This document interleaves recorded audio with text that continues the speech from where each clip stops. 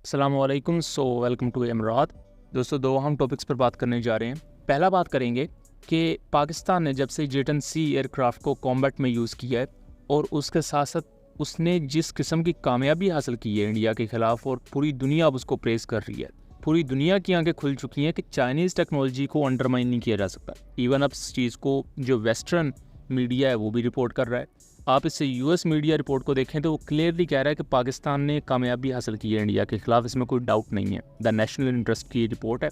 अब चाइना की तरफ से रिपोर्ट्स आ रही हैं कि पाकिस्तान को कुछ बड़े इक्विपमेंट अब जल्द से जल्द फराहम किए जाएँ। उसके साथ साथ दूसरा बात करेंगे कि जी खबर आ रही है कि पाकिस्तान की कोई न्यूक्लियर फैसिलिटी इंडिया ने हिट कर दी है और पाकिस्तान में कोई रेडिएशन फैल गई है।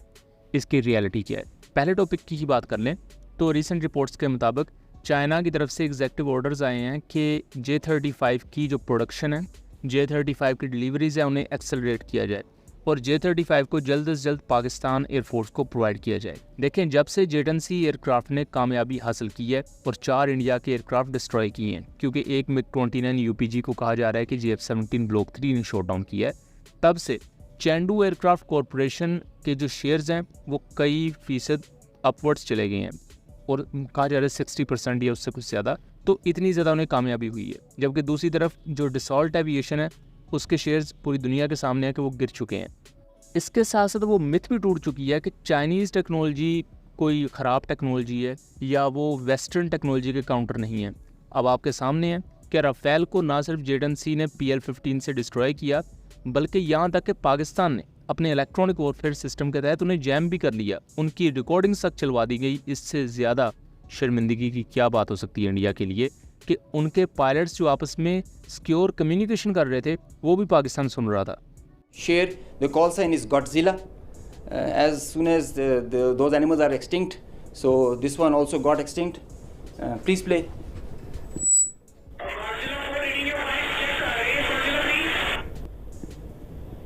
So he's asking whereabouts of his formation member. और उसके बाद तो जिस तरह मलबा पूरी दुनिया के सामने है, इंटरनेशनल मीडिया जिस तरह कवर कर रहा है, तो वो राफेल का सारा वो जो ऑरा था उससे बहुत डैमेज हुआ है। और इवन दो पाकिस्तान एयरफोर्स के जो ऑफिशियल हैं उन्होंने यहाँ तक अपनी प्रेस कॉन्फ्रेंस में कहा है कि राफेल बुरा एयरक्राफ्ट नहीं है, ये एट पार है, ये पोटेंट एयरक्राफ्ट है, लेकिन अगर इसे चलाने वाले सही हों तो फिर फ़र्क पड़ता है। तो इनडायरेक्टली उन्होंने राफेल के लिए कोई भी तज़हीक आमेज़ भी वर्ड यूज़ नहीं किए गए। ये होती है निशानी एक प्रोफेशनल एयरफोर्स की। अपने दुश्मन को बिल्कुल अंडरमाइन नहीं किया, बल्कि जो सही चीज़ थी वो बोली कि राफेल वाकई एक अच्छा एयरक्राफ्ट है, लेकिन उसे चलाने वाले अच्छे नहीं हैं। इसी तरह पाकिस्तान ने ये भी कोई झूठ नहीं बोला कि जी हमारी कोई बेस हिट नहीं हुई। जो हमारी साइड पर डैमेज हुआ है पाकिस्तान खुल के माना है कि जी ऐसा हुआ है, जबकि जो इंडियन साइड पर डैमेज हुआ है जो कि पाकिस्तान की निस्बत 2 गुना से भी ज़्यादा है, उसे पूरी दुनिया मान रही है लेकिन इंडिया नहीं मान रहा। अब दोस्तों, ये चीज़ें वाज़ेह होती हुई नज़र आ रही हैं कि चाइना अब अपने मज़ीद जो मिलिट्री इक्विपमेंट है वो पाकिस्तान को देगा, क्योंकि जब से पाकिस्तान ने जेटन सी को ख़रीदा था तो दुनिया के कई मुल्क भी जेटन सी खरीदने के लिए इंटरेस्टेड नज़र आ रहे थे। उसकी वजह यह है कि दोस्तों पाकिस्तान दुनिया की बेहतरीन एयरफोर्सेस में से एक आती है, और अगर पाकिस्तान एयरफोर्स, आर्मी या नेवी कोई इक्विपमेंट खरीदेगी या लेगी या बनाएगी तो वो इक्विपमेंट पूरी दुनिया को क्लिक करेगा, क्योंकि बहुत ही ज़्यादा रिगरस टेस्टिंग के बाद ये फैसला होता है कि हम ये चीज़ लें या ना। कोई बगैर रिगरस टेस्टिंग के तो पाकिस्तान की मिलिट्री नहीं ना एक चीज़ लेगी।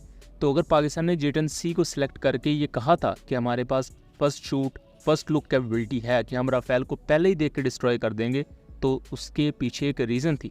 और उस वक्त जो इंडियन दोस्त मजाक उड़ा रहे थे इस चीज़ का, अब उन्हें जवाब खैर मिल ही गया होगा। तो अब चाइना खुशी खुशी कह रहा है कि जल्द से जल्द भाई हमसे J-35 लो, बाकी बातें छोड़ो, क्योंकि पाकिस्तान ने अगर J-35 ले लिया तो समझ लें J-35 की मार्केट बहुत ऊपर जाएगी। और इसीलिए मैंने माजी में भी ये प्रेडिक्ट किया था कि चाइना फ्यूचर में यानी कि 2040 के बाद या 2038 के अराउंड 6th जनरेशन एयरक्राफ्ट की बात भी पाकिस्तान के साथ आगे लेकर चल सकता है, और इसमें कोई सरप्राइज़ नहीं अब होगा अगर ऐसा कुछ हो जाए तो।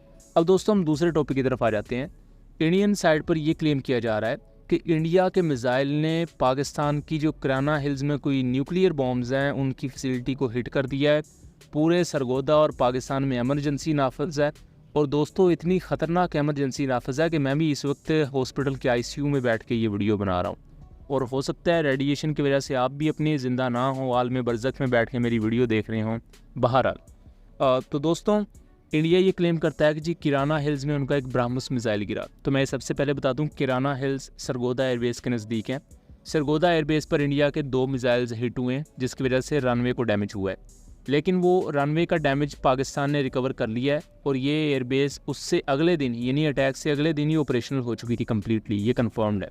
अब दोस्तों हुआ क्या कि इंडिया ने कई ब्राह्मोस मिसाइल के सेल्वोज मारे थे इस एयरबेस पर, यानी एटलीस्ट 10 से ज़्यादा ब्राह्मोस मिसाइल फायर किए थे। तो पाकिस्तान के जो इलेक्ट्रॉनिक वॉरफेयर सिस्टम थे उन्होंने सॉफ्ट किल्स परफॉर्म की। सॉफ्ट किल में क्या होता है कि ये जो दुश्मन का मिसाइल अगर आ रहा हो तो उसके सीकर को स्पूफ किया जाता है, जिससे उसका सीकर अपने असल टारगेट को डिस्ट्रॉय करने के बजाय इधर उधर जाके लग जाता है।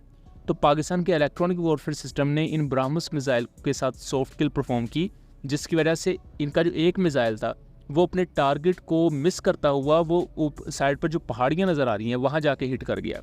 और सिर्फ इनके वो 10 में से 2 मिसाइल्स आके इस एयरबेस पर लगे और उससे कोई ख़ास डैमेज नहीं हुआ है, और जो डैमेज है वो ऑलरेडी रिकवर हो चुका है।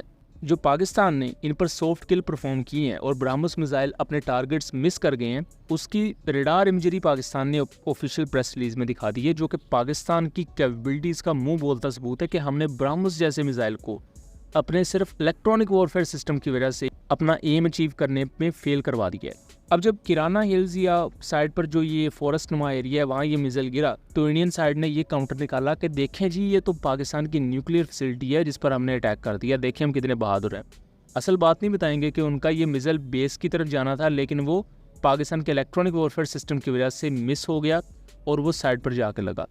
और इंडियंस ये भी क्लेम कर रहे हैं कि वहाँ के न्यूक्लियर वेपन्स हैं। ये बात एक आप भी समझदार हैं, जो जी शऊर इंसान है वो समझता है कि ना तो पाकिस्तान इंडिया की न्यूक्लियर फैसिलिटी पर अटैक करने का मजाज है और ना ही इंडिया। दोनों कंट्रीज़ में से जो भी किसी की भी न्यूक्लियर फैसिलिटी पर अटैक करेगा तो फिर ऑल आउट वॉर होगी और वो न्यूक्लियर वॉर तक जाएगी। इसलिए इंडिया भी इतना बेवकूफ़ नहीं है कि वो किराना हिल्स पर अटैक करे, ना ही किराना हिल्स में कोई एटम बॉम्ब और इस तरह का कुछ है। मतलब मुझे ये नहीं समझ आ रहा कि इनके पास क्या सबूत है एटम बॉम्ब्स का। आपकी अम्मी बता के गई है या एटम बॉम्ब है। इसके साथ साथ जो इंडियन ओशन ये कह रहे हैं कि वहाँ एमरजेंसी नाफिस होगी या रेडिएशन निकल रही है, अबे कुछ शर्म कर लो यार। वो फॉरेस्ट में जाके खुली जगह पर जाके मिसाइल गिर गई है और इवन पाकिस्तान के लोग अब उसका मजाक उड़ा रहे हैं।